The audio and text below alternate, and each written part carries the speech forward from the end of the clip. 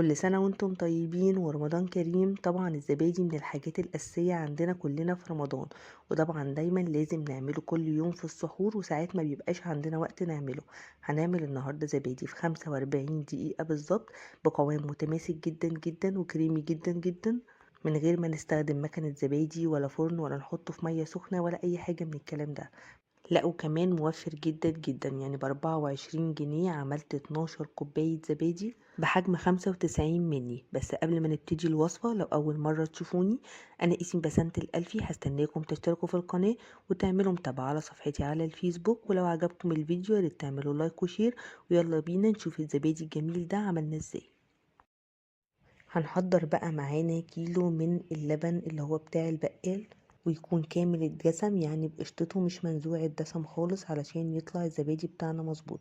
لو مش حابين تستخدموا اللبن السايب ممكن تستخدموا